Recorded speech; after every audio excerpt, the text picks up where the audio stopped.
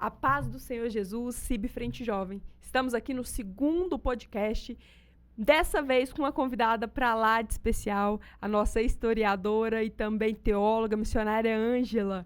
É uma alegria recebê-la aqui conosco e eu tenho certeza que o assunto que nós traremos, a irmã, irá agregar de forma surpreendente para muitos de nós, num conteúdo que talvez seja tão comum e tratado de forma corriqueira. Mas hoje nós vamos aprender aqui coisas que não são apenas naturais, mas também espirituais. Paz do Senhor, pastora Cris, paz do Senhor, CIB Frente Jovem, é um prazer estar aqui com vocês. Missionária, nós estamos, desta vez, abordando um novo tema, a pedido, de tirar dúvidas, não só das nossas meninas, mas também de algumas mães, que nos abordam, às vezes, com alguns temas e diz, pastora, o que é certo, o que convém, o que não convém, o que é cultura e até onde o que é cultural pode ser tolerado por nós. Eu quero, claro, que a senhora nos explique o que é cultura, mas eu também quero que a senhora nos mostre, à luz das Escrituras, o quanto, às vezes em que o povo de Deus resolveu se misturar à cultura de outros povos, isso teve frutos que não foram bons, foram consequências ruins. Pastora Cristi, quando nós falamos sobre aquilo que é lícito, aquilo que não é lícito, o apóstolo Paulo mesmo deixa claro, quando ele fala na sua primeira carta aos Coríntios, no capítulo 6, o verso 12, todas as coisas me são lícitas, mas nem todas as coisas me convêm. Todas as coisas me são lícitas, mas eu não me deixarei dominar por nenhuma delas. Quando nós falamos acerca de cultura e aquilo que, até onde o cristão pode ir, até onde o cristão, o servo de Deus, ele pode participar daquilo que é chamado de alguns eventos culturais. Bom, mas para isso, nós precisamos primeiramente entender, seja à luz da Bíblia e da antropologia, o que é cultura. Porque cultura é algo assim que tem um conceito amplo. Cultura nós podemos pensar, para começar, a palavra cultura ela já vem de culto. Ela já tem assim uma ideia religiosa. Mas cultura também ela vem de cultivar. Por exemplo, a palavra agricultura, floricultura, piscicultura. É algo que você vai cuidar, que você vai zelar, de acordo com aquilo que você está cultivando, de acordo com aquilo que você está criando. Ela tem podemos dizer, desse termo seria a sua origem. Mas, à luz da antropologia e também da sociologia, nós vamos ver que a cultura seria o modo de vida das pessoas. Ela estaria ligado, podemos dizer, a um estilo de vida das pessoas. Aquilo que as pessoas elas conseguem produzir como sociedade. O seu estilo de vida, a forma de cortar o cabelo, existe as pessoas que falam, fulano de tal vive dentro de uma cidade, e dentro dessa cidade existe várias tribos, pessoa que gosta de rock, pessoa que gosta de samba, pessoa que gosta de música sertaneja, seria estilos de vida diferentes, isso seria cultural. Pessoa que pratica determinadas crenças, religiões, seria um estilo de vida também. Também poderíamos dizer acerca de conhecimento, de grau de conhecimento, de saberes, de escolaridade, daquilo que alguém pode ter mais acesso a um conhecimento e outra pessoa menos, também isso seria cultura. Cultura nós poderíamos também entender assim como costumes das pessoas, as suas danças, as suas práticas, o sistema de religiosidade, a forma que a pessoa vive, podemos dizer até assim, o seu folclore daquela região, isso também é cultural. Bom, cultura é algo muito amplo, mas cultura é importante sim. Por que cultura é importante? Porque cultura define um povo. Cultura dá identidade para um povo. Identidade é aquela questão de pertencimento. Eu pertenço a esse determinado grupo. eu pertenço a essa determinada família, a essa região, enfim. Então, ela é importante por quê? Porque nos dá essa ideia de identidade, pertencimento. Então, a cultura é importante. E também é o que nos faz sermos uma nação. Por exemplo, Deus falou assim para Abraão: ora, o Senhor disse a Abraão: sai-te da tua terra, da tua parentela e da casa de teu pai para a terra que eu te mostrarei. E far-te-ei uma grande nação, e abençoar-te-ei, e engrandecerei o teu nome, e tu serás uma bênção. Deus chamou Abraão, fez uma promessa para ele, que faria dele uma grande nação. Mas para que uma nação venha a existir, primeiro precisa de ter gente, ter povo. Segundo, é preciso ter uma lei. Não existe uma nação sem ter lei, sem ter regras. Terceiro, precisa ter cultura. Quando nós falamos em cultura, nesse sentido, aqui nós vamos pensar em um calendário, nós vamos pensar acerca do próprio idioma, nós vamos pensar em religião, nós vamos pensar em festas, enfim, tudo isso vai formar a identidade de um povo. No caso, vamos pensar aqui no povo de Israel, que são os descendentes de Abraão. É um povo de uma cultura muito rica. Quando esse povo, até quando eles estavam no Egito, ali que eles foram formados no Egito, porque você vai observar que o bisneto de Abraão, que Jacó, né, José vai para o Egito e depois leva toda a sua família. E o livro do Gênesis termina assim, era aproximadamente 75 pessoas que foram para lá. Não era nenhuma nação, não era nada ainda. Mas lá no Egito, eles multiplicaram. Já havia gente, já havia pessoas. Lá no capítulo 12 do livro do Êxodo, quando tem a chamada última praga ali, né, que seria a morte dos primogênitos, ali Deus já começa a dar cultura para aquele povo. Ou seja, a partir de agora, vocês vão ter um novo calendário. Não vai ser mais o calendário egípcio, vocês vão ter o calendário próprio. Era o mês de Abib ou Nisan, entre março e abril. O ano vai iniciar aqui para vocês. Vocês vão ter um novo calendário, vai começar a ter festas, que seria a festa da Páscoa, que marcava a primavera. Deus começou a dar uma identidade ali para esse povo. E a partir dali, esse povo vai sair. 3 meses depois, aproximadamente, chega ao Monte Sinai e Deus dá a lei para eles. Observe que a coisa vai crescendo. Para eles, quando você chega lá no livro de Josué, aí Deus dá para eles o território. Agora já é uma nação. E durante aquele período no deserto ali, aquele povo, eles vão sendo moldados, tanto culturalmente, eles vão sendo moldados, assim como a própria nação que Deus queria que eles fossem. E eles vão tendo a sua identidade própria. Então, cultura é importante? Sim, é importantíssima a cultura. E cultura, quem é que tem? Todos nós temos cultura. Sim. E diante do que a senhora está falando, a gente percebe que cultura, ela revela a nossa identidade. E aí, por que nós estamos trazendo esse tema? Nós estamos em meses findamos o mês de junho, estamos em meados do mês de julho, né? E é uma prática muito comum, especialmente na nossa região, Centro-Oeste, Goiás, mas eu acho que é algo que já permeia todo o Brasil, as festas juninas e julinas, né? E nós observamos, principalmente com relação aos jovens, um movimento de buscar um pertencimento. Isso é natural. E talvez nós estejamos diante de uma geração, por ser mais livre em tomadas de decisão, que sejam as que mais buscam pertencer. Se sentir parte de algo, de uma comunidade. E, às vezes, nós temos até alguns questionamentos. Por que não pode fazer na igreja? Né? Que assim nós não precisaríamos ir fora. E aí, a missionária Ângela vai abordar para nós também, daqui a pouquinho, a raiz dessas festas. Porque nós entendemos que cultura também vem de culto. Então, se vem de culto, qual que é a origem desse culto? Isso também vai ser falado aqui. Mas quando nós olhamos para as raízes, isso nos revela, convém para nós nos misturarmos? Convém para nós ir lá fora? E por que não, então, trazer para dentro? Eu gosto muito de falar algo que, sinceramente, eu não sei de onde eu ouvi, mas sei que não foi de mim. Mas que diz assim, que Satanás, ele sempre tentou profanar o que Deus fez santo. Mas nós temos visto um movimento na igreja de tentar santificar o que é profano. E aí, o Senhor nos chama para ser um povo separado e um povo a viver em santidade.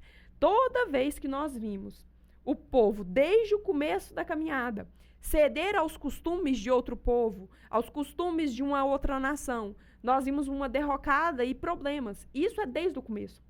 A palavra vai dizer que quando Sara viu que não gerava, ela se lembra do costume do povo próximo a ela, né, da onde eles vinham, que era comum se dar a serva para gerar os filhos. E ali ela tem a ideia mirabolante de entregar Agar a Abraão para que se gerasse Ismael. Até hoje, nós vemos a consequência disso. Então, todas as vezes que nós vemos o povo de Deus abrindo para buscar para si a cultura de outro povo, nós vemos as consequências disso. Do mesmo jeito acontece, a senhora já falou, quando Deus deu a lei a Moisés, Moisés desce do monte e escuta um som de alarido, e Josué vai dizer para ele, é guerra, e ele diz não. E Deus diz para ele, Moisés desce, porque o povo pecou. Né? E o povo tinha feito um bezerro de ouro. Então ele volta à cultura do Egito, que fazia deuses de barro e de ouro para si, e traz para si. E ali vai ter uma consequência também para o povo. Então nós olhamos que todas as vezes, e eles pegam o bezerro de ouro, e vai dizer que eles falam, Arão vai dizer para eles, olha, esse é o Senhor seu Deus. Não está falando que era outro Deus, não estava dando outro nome, mas Deus já tinha dito, não farás imagem de escultura diante de ti.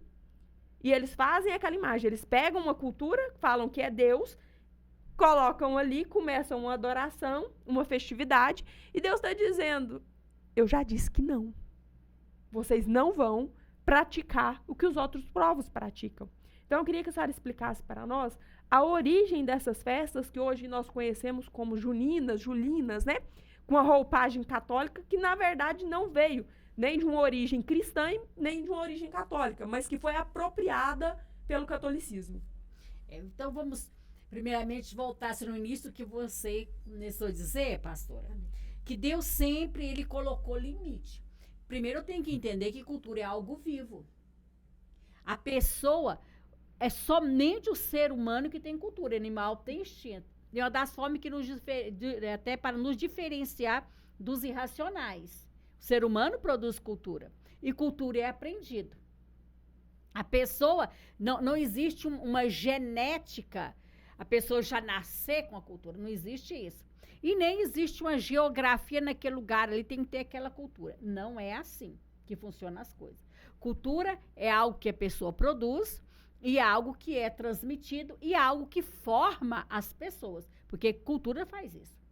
Cultura é algo vivo, por quê? Porque uma cultura, ela pode ser assimilada por um povo e por outro povo. Cultura é algo que podemos dizer, ela é um movimento constante, a cultura. Ela é transmitido de pessoas para pessoas, de uma sociedade para outra sociedade. E isso é algo que é bom e é algo que é ruim. É bom no sentido assim, porque existem os bons costumes, existe a boa cultura, que leva ao enriquecimento de um povo. O enriquecimento é exatamente cultural das pessoas.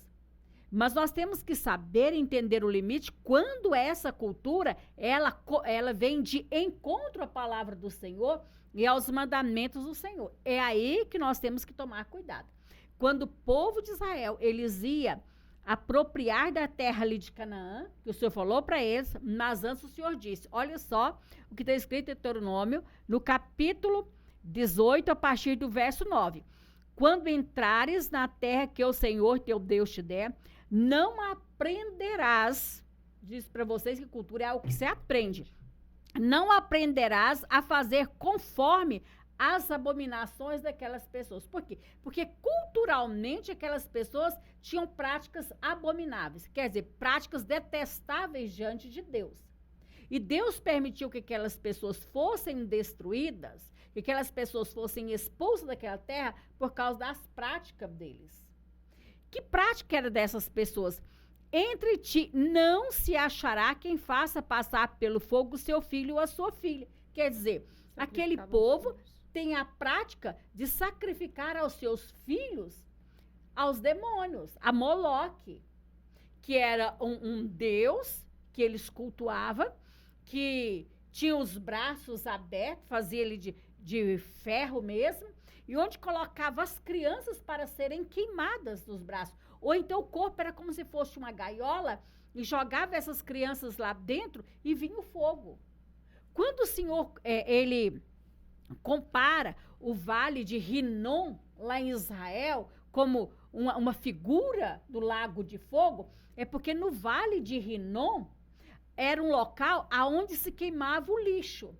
E eles pegavam diariamente, jogavam lixo ali e colocava fogo. E semeava enxofre, porque o enxofre fazia com que o fogo permanecesse ali. Exatamente. Então, eles jogavam lixo, jogavam enxofre. E o que eles faziam nesse local? Por exemplo, o rei Acaz de Israel, tanto Acaz como depois Manassés, queimou seus filhos lá, Moloque, nesse vale de Rinom. E havia as pessoas ali, que eram sacerdotes de Moloque, que tocava tambores da maior altura para abafar o grito e o ranger de dente dessas crianças. O grito era algo tão terrível, o grito era algo tão ensurdecedor dessas crianças, o pavor dessas crianças era tão grande, e eles tocavam os tambores para que abafasse o grito dessas crianças. Então o Senhor comparou esse lugar terrível, esse culto terrível, com o lago de fogo. E é isso que o povo de Canaã fazia.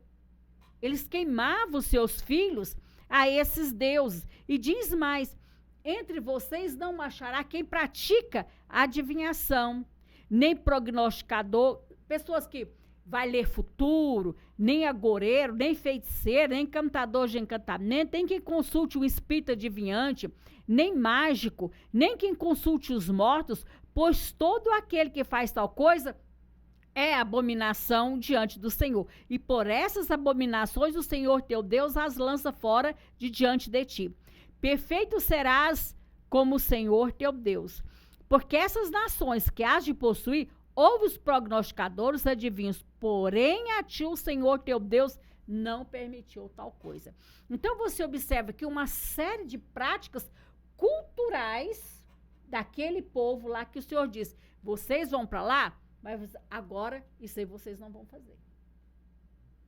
E você, quando lê o livro de Juízes, aí a gente observa o seguinte, que aquele povo que foi para lá, que depois conquistou aquela terra, depois que a geração Josué já havia falecido, aqueles mais antigos que veio a geração nova, eles desobedeceram a palavra do Senhor e começou a misturar com aquela gente dali e praticar as mesmas coisas. Eles estavam assimilando a cultura daquele povo, praticando as mesmas coisas, por isso o Senhor retira a proteção do povo de Israel, e toda vez que Deus retirava a proteção, o povo era oprimido pelo inimigo. E isso durou quase 400 anos. Esse ciclo, a gente diz que foi um ciclo onde as pessoas pecavam, eram oprimidas pelos inimigos, arrependiam, clamavam ao Senhor e Deus levantava um juiz, um libertador. Quando aquele juiz morria, o povo novamente recaía no pecado. E isso acontecia de forma reincidente. Então, durante muitos anos, o povo fez isso. Justamente por quê? Porque achava que não tinha problema praticar justamente aquele tipo de cultura que Deus havia dito. Não faça. Então, toda cultura que ela entra em choque com a palavra de Deus, nós não podemos fazer.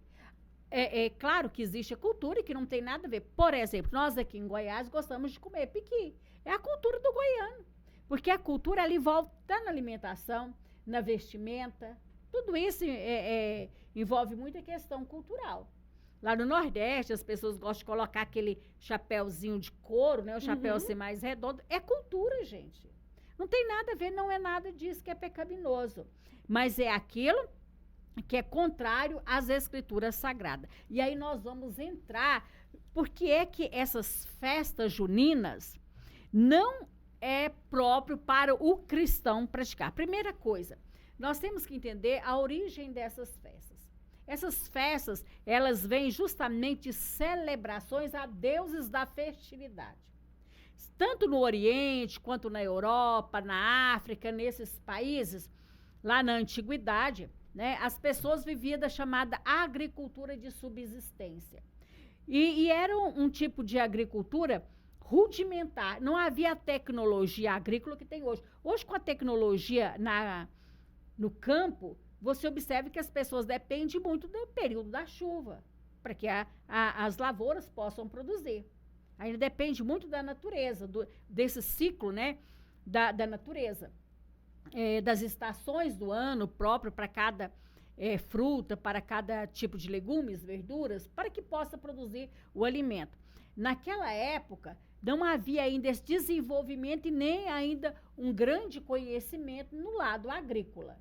Então, as pessoas plantavam, dependia da lavoura, dependia completamente, ou seja, do ciclo da natureza, da chuva, e aí eles começaram a, podemos dizer assim, fazer uma associação entre os elementos da natureza com as divindades. Por quê? Porque as pessoas, é o que está escrito aqui em Romanos. Quando Paulo escreve em Romanos, justamente no começo da sua carta aos Romanos, ele diz assim, olha só, porque as coisas invisíveis, desde a criação do mundo, tanto o seu eterno poder como a sua divindade se entendem claramente, se veem pelas coisas que estão escritas, para que eles fiquem inexcusáveis. O apóstolo Paulo está dizendo, olha, a criação é a primeira Bíblia do ser humano, a natureza. Uhum. Quando as pessoas veem a perfeição da natureza, tem que entender que tem um Deus que criou essa natureza, porque as coisas são muito perfeitas. Mas, porquanto tendo conhecido a Deus, não o glorificaram como Deus, nem lhes deram graça, antes em seus discursos se desvaneceram, e seu coração insensato se obscureceu. Dizendo-se sábio, tornaram-se loucos, e mudaram a glória do Deus incorruptível em semelhança de imagem de homem corruptível, de aves, de quadrúpedes, de répteis, pelos quais Deus entregou as concupiscências do seu coração a imundície para desonrar o seu corpo entre si.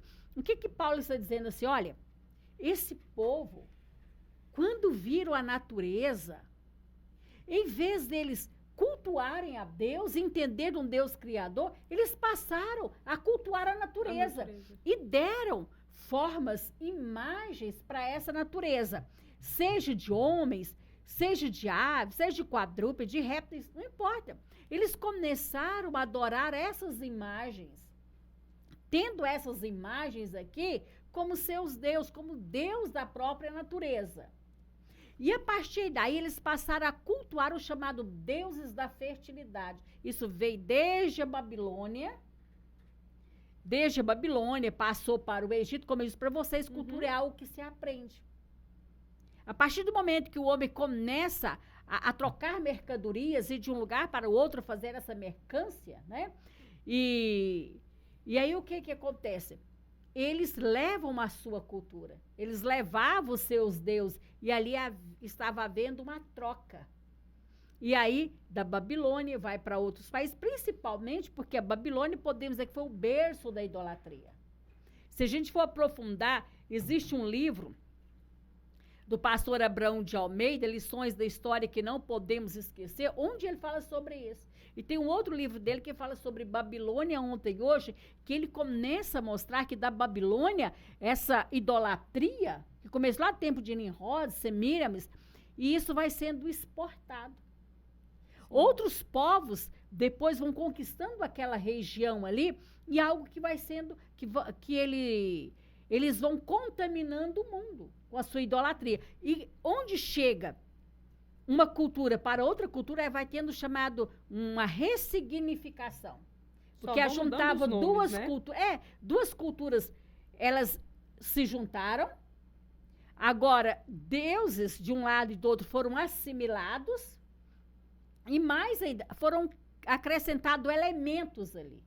Outros elementos vão sendo acrescentados. Do Egito, vai para a Grécia. A Grécia torna o berço assim, da cultura mundial, porque desde Alexandre o Grande, depois quando ele morre, seu império é dividido entre seus 4 generais, Lisímaco, Cassandro, Seleuco, Ptolomeu, e cada um, né, vai tomar conta de uma parte do mundo na época. E eles levam essa cultura grega, e a cultura grega, existe um livro que eu acho muito importante, chamado assim, o livro de ouro da mitologia, história de deuses e heróis. Não é um livro evangélico, mas é um livro importante da história que fala sobre esses deuses da mitologia grega, que depois foram assimilados pela mitologia do Império Romano, aí ficou a mitologia grego-romana. E temos que lembrar que nós, o Ocidente, de forma geral, foram forjados justamente pela cultura grego-romana. Nós costumamos dizer assim, que Roma dominou o mundo politicamente, mas a Grécia dominou o mundo culturalmente. Então, na cultura grega, havia também, todas essas culturas, os deuses da fertilidade. Como, por exemplo, Hera, que era tida como a esposa de Zeus, que eram os deuses principais do Olimpo. Quando passou para a cultura romana, era Juno, tá? E Júpiter. E o nosso calendário, depois ele veio de origem romana, claro que no tempo de Dionísio, ele passou por uma reforma, tudo, mas os nomes dos meses são de origem, geralmente quase dando nome às divindades ali. Sim, porque havia todo um panteão. Né, um panteão. Deuses. Tanto o panteão, todos esses países, esses locais tinham seu panteão, né? E depois, na própria Grécia, Roma, tudo tinha seu panteão ali. E esses deuses, eles tinham uma cultura, podemos dizer assim, era muito elaborada. E o mundo se curvava diante daquilo. Diante desses deuses, que eu falei para você acerca do calendário, porque o mês de junho era justamente homenagem a Juno, que era a esposa de Zeus, que era a deusa da fertilidade, protetora do casamento. Na mitologia grego-romana é muito assim, interessante, porque Zeus era um deus muito adúltero. Ele estava sempre caindo, né? Sim, tinha uns semideuses, né? Estava caindo em adultério, ele caía em adultério e nascia o chamado semideuses. Semideus era filho de um deus, geralmente com humana. Então, eram semideuses. Então, não é por acaso que Dia dos Namorados, né? Comemorado na nossa cultura ocidental, vem no mês de junho. Era. Né? E aí tem gente que fala assim, não, é porque é o coitado do Santo Antônio, né? Não, ela era chamada protetora do casamento, a protetora da família. E por causa disso, ela era uma deusa muito ciumenta, ela perseguia também. Ela perseguia e procurava matar suas rivais. Como eu disse para vocês, é uma longa história, mas eu quero falar para vocês é que o tempo, né, ele vai progredindo, né, de a forma cronológica. O tempo ele não podemos dizer, cíclico, ele é linear, né? À medida que o tempo vai passando, o que acontece? Vem a era do cristianismo. Né? O cristianismo ele nasceu durante o período do Império Romano. Todo o Novo Testamento foi escrito no período do Império Romano. E o apóstolo Paulo, ele, principalmente ali na cidade de Corinto, né? Corinto era uma cidade muito importante, que ela era a capital da província da Acaia, e era uma cidade grega, de uma cultura grega ali. E Paulo encontrou um fato, um porém ali, por quê? Porque havia as festas aos deuses. A Dionísio, que é Baco, daí veio o nome Bacanal, né? Que era o deus da fertilidade, o deus do vinho, o deus da loucura. E também Afrodite, a deusa da sensualidade, assim por diante. E havia templos, né, onde prostitutas cultuais descia da parte alta da cidade para as partes baixas e prostituía. Havia mais de 1000 prostitutas cultuais chamadas hieródulas. Havia as hieródulas e os hieródulos. Quem são esses? Eram homens e mulheres que eram levados ao templo desde criança, muitas vezes vendidos pelos seus próprios pais, ou crianças que eram abandonadas e que eram adotados nesses templos para servirem ali o lado sexual dos fregueses, que ali os adoradores desses deuses. Muitas dessas crianças eram mortas, porque ainda bebês, elas eram violadas, e muitas eram mortas, e outras cresciam ali naquele templo, e eram chamadas prostitutas cultuais. E havia umas festas, e as festas sempre regadas com muita comida, com muita bebida, com muita música, muita orgia. Tudo isso fazia parte desses festejos. E aí, os crentes, algumas vezes eram convidados para ir, outras vezes vinha comida de lá, ou parte dessa comida que sobrava era vendida nos açougues. E aí veio a pergunta, o cristão pode participar dessas comidas? Ele pode participar desse tipo de festa? E Paulo começa a dizer o seguinte, olha, primeiro eu quero falar para vocês que o ídolo em si não é nada.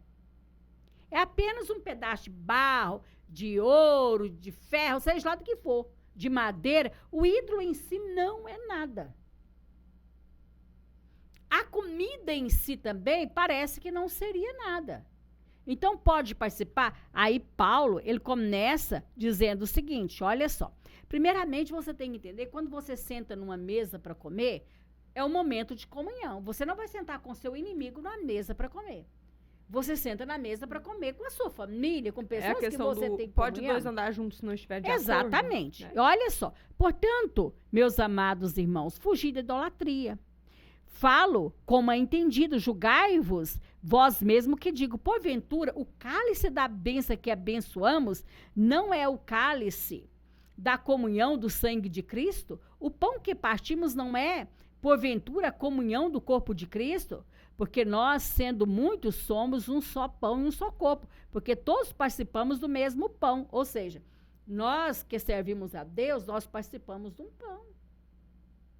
Nós participamos de um corpo, ou seja, todos nós somos membros do próprio corpo aqui. Vede a Israel segundo a carne. Bom, vou descer mais um pouco aqui, o verso 20. Antes digo que as coisas que o gentio sacrifica, as sacrifica aos demônios e não a Deus. E não quero que sejais participantes com os demônios. Não podeis beber o cálice do Senhor e o cálice dos demônios. Não podeis ser participantes da mesa do Senhor, da mesa dos demônios. Então, cai por terra aqui, missionária, aquela teoria do, não, mas veio de lá, mas chegou aqui, eu oro, abençoo. Uma coisa é você não saber, não ter consciência. Então, quer dizer que você não está tomando parte da comunhão. Mas convenhamos que, dependendo de quem venha, você já tem mais ou menos uma base do que aquilo foi apresentado ou que aquilo foi consagrado. Então, não vem querer pegar aquilo que já foi amaldiçoado e apresentado a demônios e orar aqui para Deus abençoar e participar. Nós tivemos uma revista tempos atrás, da EBD, que falava assim, velhas heresias com novas roupagens, e é verdade.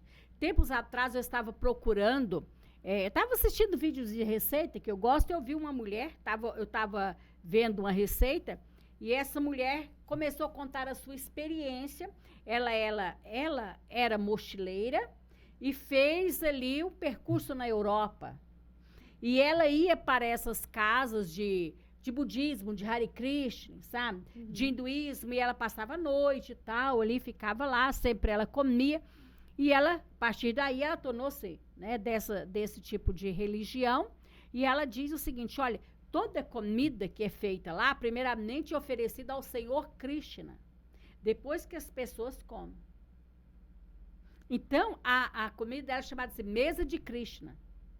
Primeiramente é oferecida aos seus deuses, para depois as pessoas comerem. Por que você acha que Daniel rejeitou, lá no capítulo no livro de Daniel, por que Daniel rejeitou a participar da mesa ali do rei? Parece uma loucura, gente. A comida do rei era a melhor comida que tinha. Mas toda a comida era consagrada. Mas toda a comida consagrada aos deuses da Babilônia. Primeiramente era consagrado aos deuses, para depois ser servido, seja para o rei, seja para as pessoas. E Daniel preferiu comer legumes e beber água do que participar da mesa do rei. E uma coisa entender, né? Daniel não só rejeitou por aquele período ali que, né, o supervisor ficou olhando e falou, ok, vocês estão bem mesmo sem participar dos manjares do rei. Mas ele vive a vida dele toda na corte, né? Servindo no palácio, trabalhando no palácio. Reis passam por ele e ele permanece apartado. E aí nós vamos entender a questão da festa junina. Mas o que é que tem a ver isso?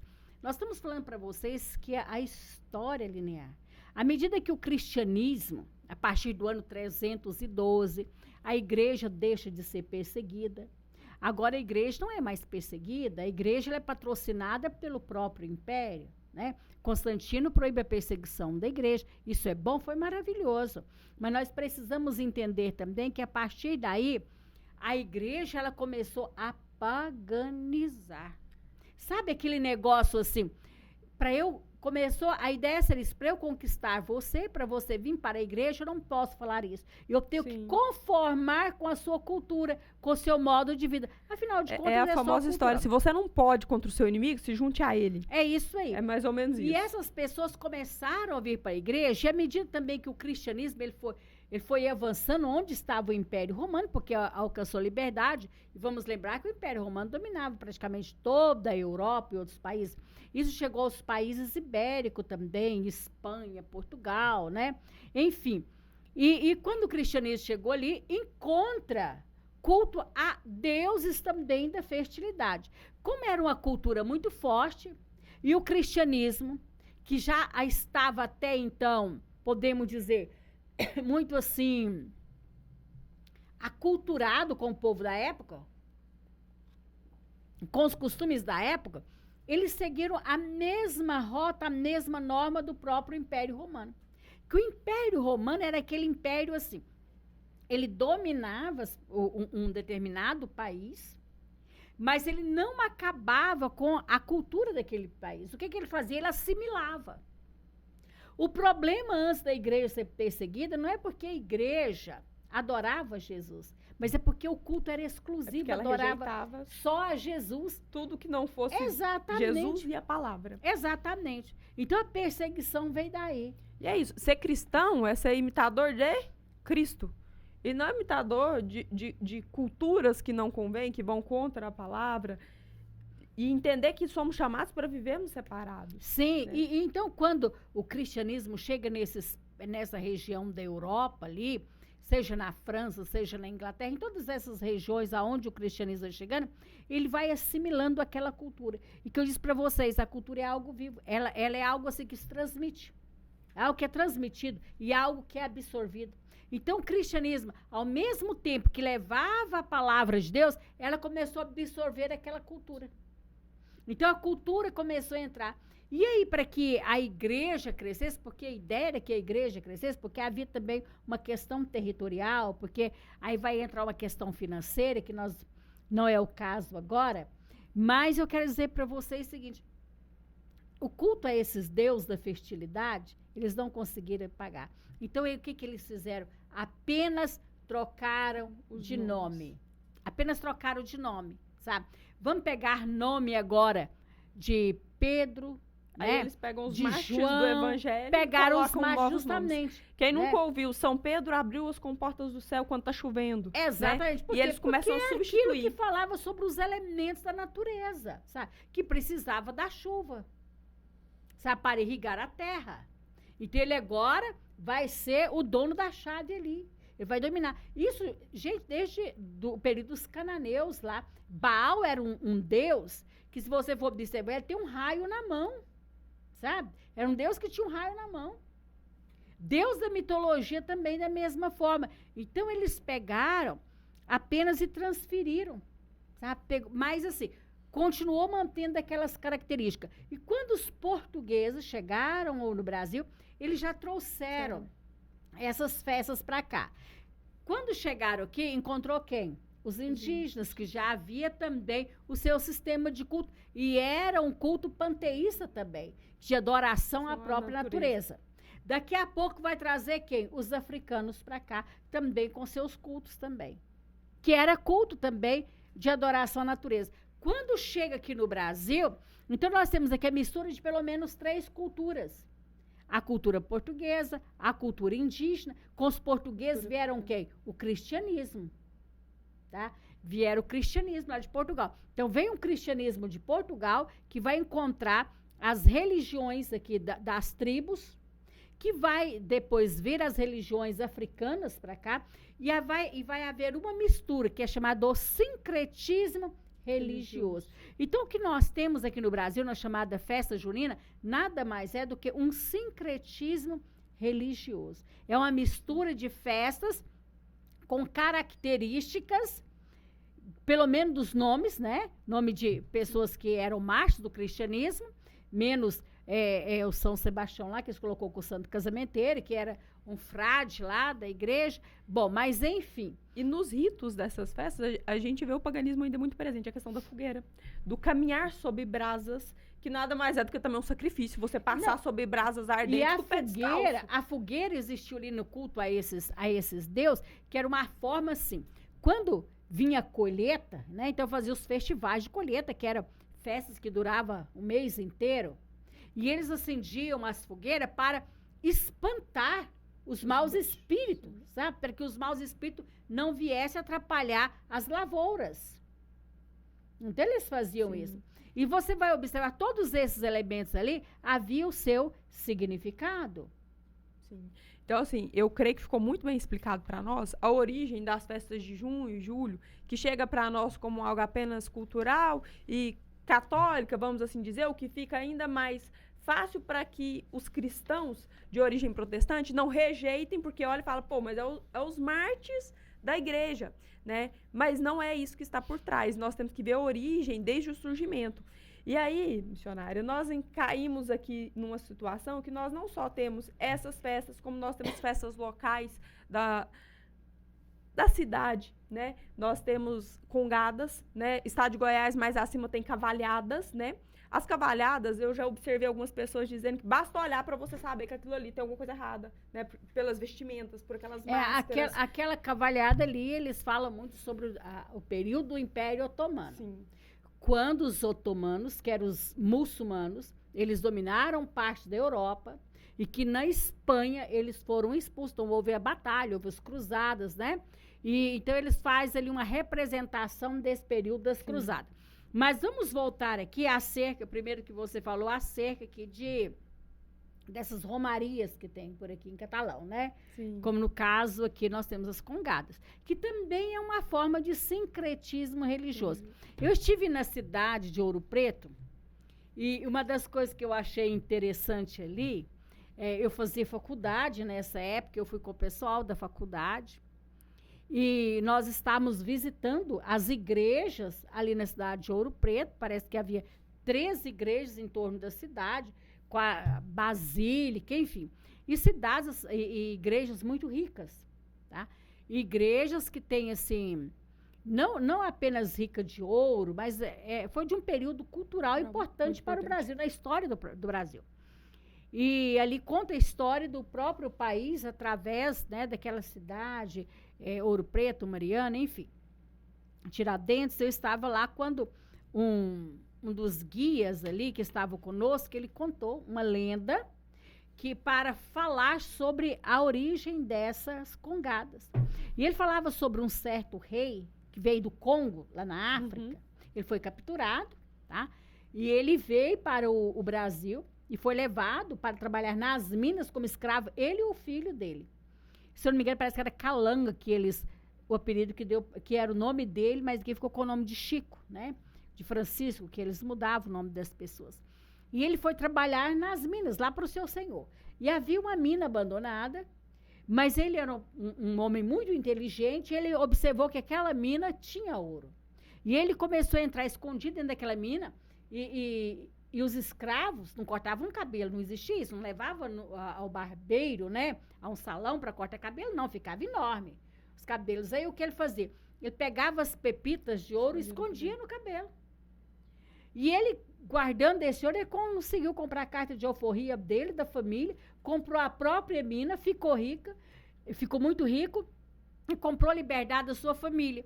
E como ele era africano, ele queria fazer um culto ao orixá Iansã. Mas ele não podia fazer isso. E as mulheres usavam, né, assim, aqueles rosário no pescoço. Broches, né? Ele falou assim, ó, a senhora do rosário.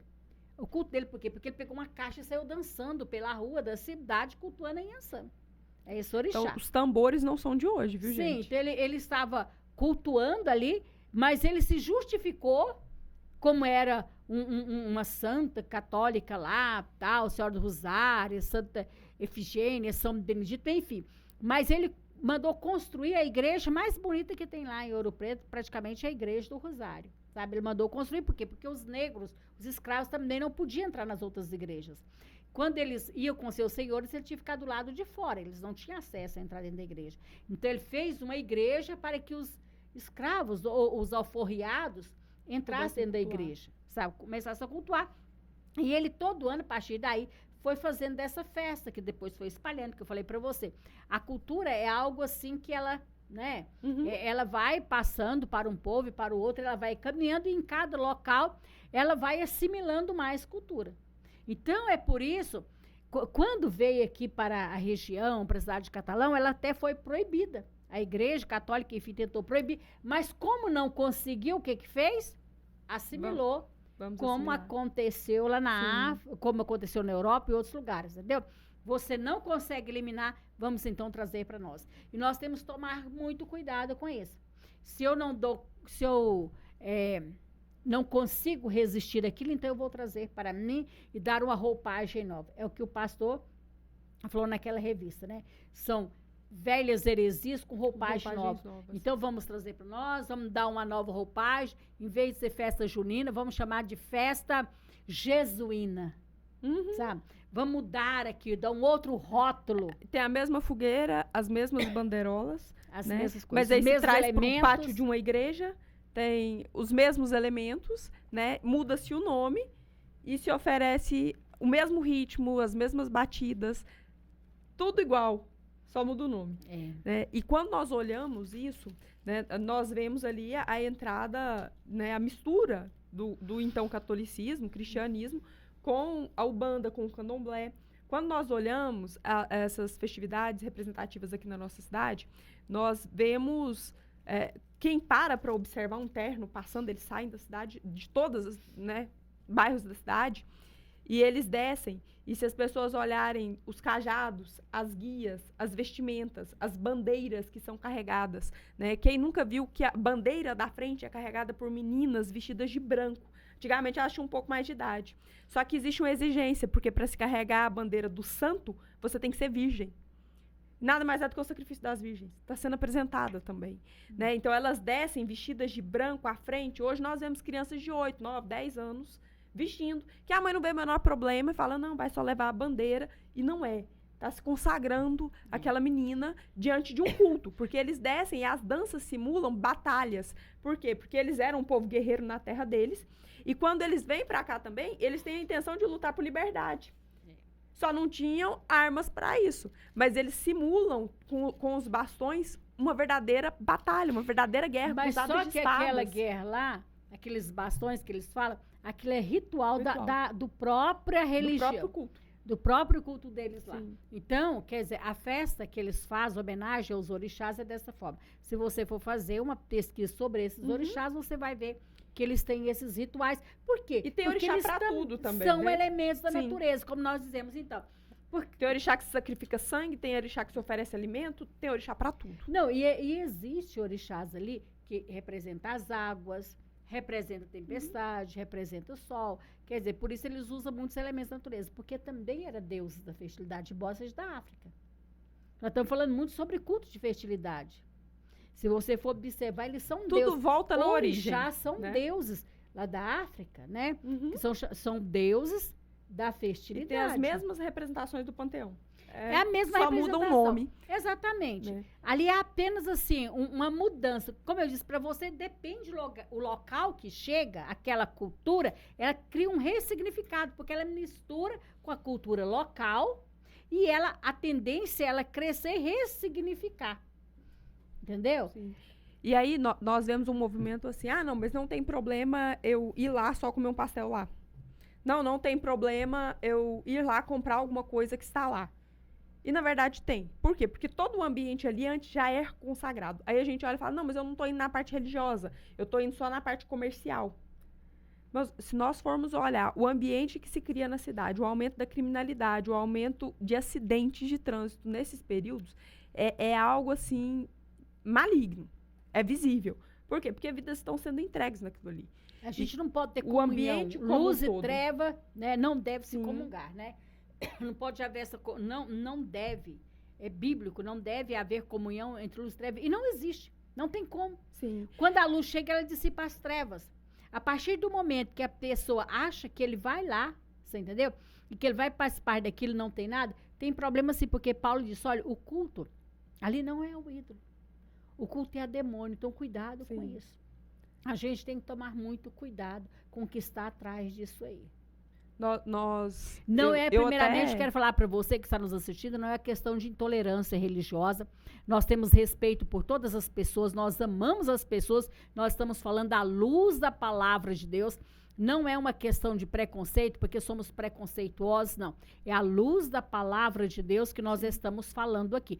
Não é nosso objetivo, nossa intenção afrontar a fé de ninguém, tá? Primeiramente, quero deixar isso bem claro, que nós não estamos aqui para afrontar a fé das pessoas, nós estamos aqui falando da palavra de Deus porque nós te amamos. E nós queremos trazer a palavra de Deus para você, porque isso depende do destino eterno das pessoas. Tem muitas pessoas que estão sendo enganadas e nós precisamos tomar cuidado, porque se nós não pegarmos a nossa Bíblia e trazer aqui para falar para você, talvez você vai ficar cometendo erro. E está escrito na palavra de Deus, muitos erram por não conhecer as Escrituras e o poder de Deus. Então, nós estamos aqui com todo o amor para trazer para você essa palavra, para você que é crente, para você que não é crente, estamos aqui para te esclarecer. Olha, cuidado com o que é que você está fazendo. Por que você acha que hoje eles estão querendo mudar a Bíblia Sagrada? Em muitos lugares estão querendo proibir as Escrituras Sagradas, porque ela fala sobre isso. É a palavra de Deus. Ela está mostrando o que é que está acontecendo. Então, tem muitas pessoas que estão querendo calar a palavra de Deus ou estão querendo mudar a palavra de Deus porque ela condena essas práticas. Mas nós estamos aqui para falar para você, cuidado. Não siga por esse caminho. Se você até hoje tem feito isso, não faça mais. Tenha misericórdia da sua alma, como nós estamos tendo misericórdia de você. Você acha que é fácil nós estarmos aqui, eu e a pastora Cristi, para falar para você? Né? Não é fácil para nós, porque a gente sabe que muitas pessoas, né, eles preferem ficar no engano. Pode até nos falar coisas que poderiam nos ofender, nos magoar, mas eu quero falar para você que Deus é poderoso e Deus te ama. Ele não quer que você continue errando, ele não quer que você pereça, porque está escrito aqui no capítulo 21, no verso 8 de Apocalipse, quando ele diz assim, olha só, mas quanto aos tímidos, quando fala tímido aqui, não é a pessoa que tem personalidade a ser tímido, está falando daquela pessoa que tem vergonha de falar de Deus. É a pessoa que retrocede, não tem coragem de falar o que nós estamos falando aqui. Mas quanto aos tímidos, aos incrédulos, aos abomináveis, aos homicidas, aos fornicários, aos feiticeiros, aos idólatras e a todos os mentirosos, a sua parte será no lago que arde com fogo e enxofre, que é a segunda morte. E eu não quero que você passe por isso, nós não queremos que você seja condenado. Sim. Nós queremos que Deus te abençoe. Eu vou relatar só um testemunho aqui, eu até comentei esse testemunho, né, antes com a missionária Ângela. Um pastor da nossa denominação, naquele tempo um jovem casado, ele tem uma filha e a situação financeira era bem crítica e já se tinha aqui as festas, né, tradicionalmente falar, as festas das barracas. E ele foi nas barracas e comprou um kit berço e umas mantas e um travesseirinho e uns quadrinhos pro quarto da bebê. E isso, irmãos, há 20 anos atrás. E ele levou para casa.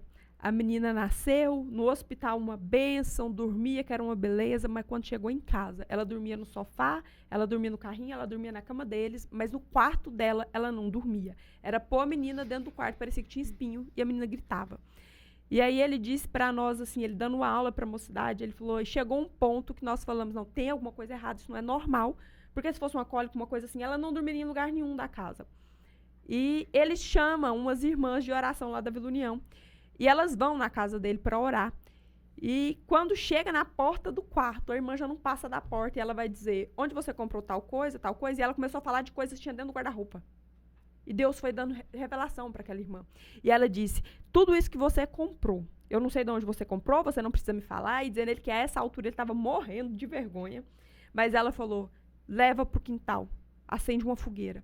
Você não precisa de lençol, você não precisa de nada. Você embora um lençol da sua cama e coloca no berço da menina. Não tem problema. Mas o que está nestas coisas, ao que essas coisas foram consagradas, não comunica com o que está na sua filha, que é a promessa do Espírito de Deus. A menina era uma promessa de Deus. A menina foi apresentada na igreja. A menina era abençoada pelo Espírito Santo de Deus. Mas as coisas que estavam no quarto da menina haviam sido apresentadas a demônios. Ele tira tudo, faz uma fogueira, queima, dizendo que naquela noite eles enrolaram um lençol da cama deles no berço, né? Porque dá uma diferença grande de um colchão pro outro. Enrolou e diz que ela dormiu a noite toda, que não acordou nem para mamar. E dizendo que queria morrer de vergonha. E ele falou, gente, que vergonha, né? Mas daquele dia em diante ele disse, eu nunca mais piso os meus pés ali. E ali ele entendeu. Porque nós somos chamados para vivermos separados.